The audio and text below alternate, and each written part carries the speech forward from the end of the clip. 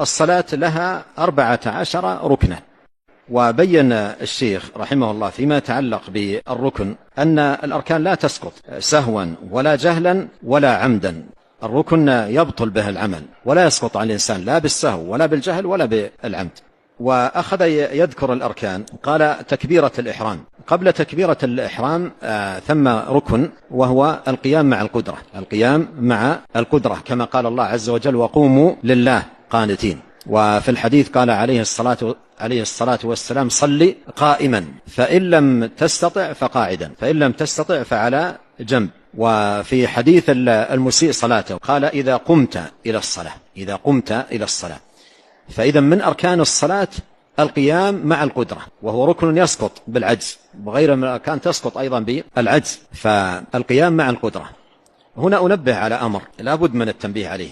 الآن بعض المصلين يدخل من باب المسجد ماشيا ويتجه إلى المكان الذي فيه الكراسي ويأخذ كرسيا، ثم يأتي ويختار له مكان ويجلس ويصلي جالسا، ولما تنتهي الصلاة يأخذ الكرسي ويمشي، وربما لو رأى رفيقا له وقف معه وتحدث.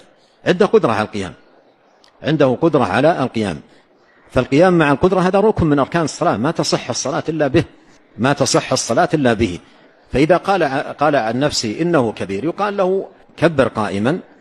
الآن أنت جئت تمشي وحملت الكرسي ووقفت قليلا تتحدث ربما مع شخص، ثم تجلس وتكبر وأنت جالس.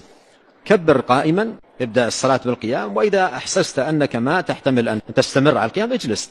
لا يبدأ الإنسان صلاته بماذا؟ بالجلوس مع قدرته على القيام. أذكر مرة في هذا المسجد أحد الأشخاص صلى الصلاة المفروضة صلاها كلها جالس، وصلاة الجنازة صلاها قائم.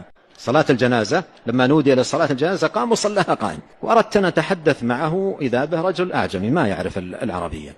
استعملت الإشارة ما والتفت يمينا ويسارا أريد أحد يترجم، ما وجدت أحد. صلى الفريضة كلها كاملة جالس، ولما نودي على الصلاة على الجنازة قام وصلاها كاملة قائما. فمن أركان الصلاة القيام مع القدرة.